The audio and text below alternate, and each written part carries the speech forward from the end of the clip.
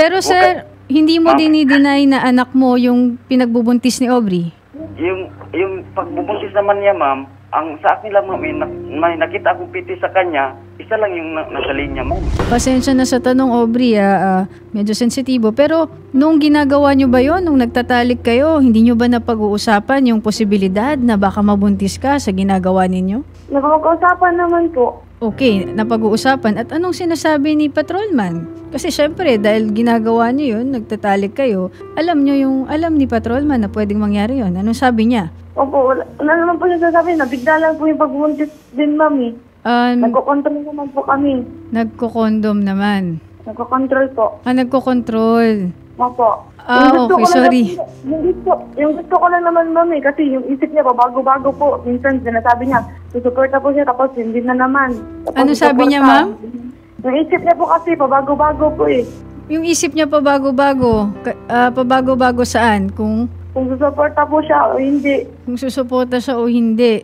Okay, sige. Patrolman Ruben Kisay. Yes, ma'am. Magandang hapon, Patrolman Ruben Kisay, si Attorney Sam Ferrito. Sir, opo, nandito ngayon sa aming programa si Aubrey Sanchez. At ikaw ba ang ama ng pinagdadalang tao niya? Ma'am, ganito kasi yan, ma'am eh.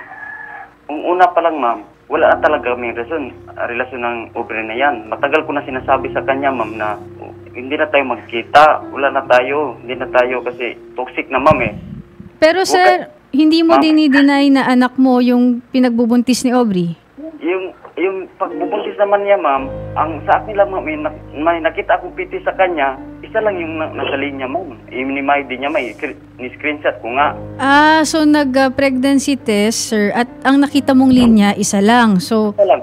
okay. Tapos, ma'am, kagabi, ma'am, Hindi po, ma'am. Malabo po kasi yung isa, ma'am. May ano po ako dito. Andito po yung PC ko, ma'am. May isa ka pang PT dyan, Ma'am Aubrey. Ito po, ma'am. Ito po, ma'am. Ito, alam po yan. sorry. Makita ko yung araw na yan. Dalawa yung isa, linya. ma'am. Dalawang linya po yan. Dalawa yung linya. okay, ma'am, dalawa yung linya, ma'am. Ito, ma'am, ito, ma'am. Kasi, Tapos yan, sabihin niya po, ma'am, pwede ako muna magsalita, ma'am. Oo, tinatanong nga kita kanina pa eh. Ikaw ba ang ama ng bata o hindi?